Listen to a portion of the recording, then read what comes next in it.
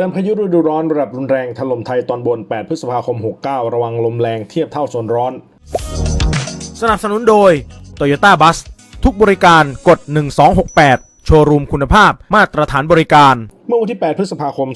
2569 เวลาประมาณ 8 นาฬิกา Facebook เพจเตือนภัยพิบัติฝนฟ้าอากาศโพสต์ข้อความพร้อมภาพรายงานด่วนถ้ามาแบบนี้จริงให้นึกถึงสุพรรณบุรีนครปฐมเมื่อ 2-3 วันที่แล้ว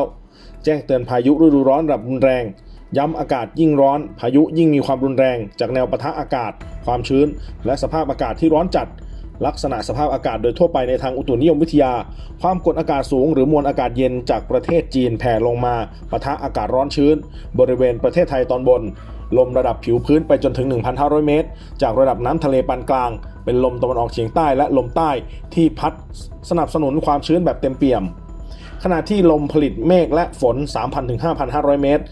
พัดในลักษณะที่คล้ายกันเป็นลมตะวันออกเฉียงใต้และลมใต้คาดอุณหภูมิสูงสุด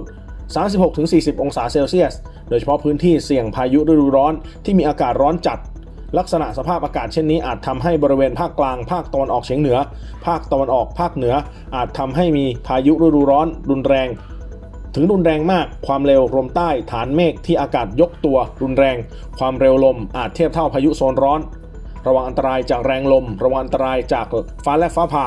อาจมีลูกเห็บตกเป็นบางพื้นที่ชาร์จแบตให้เต็มเพราะอาจเกิดปัญหาไฟดับตามมาได้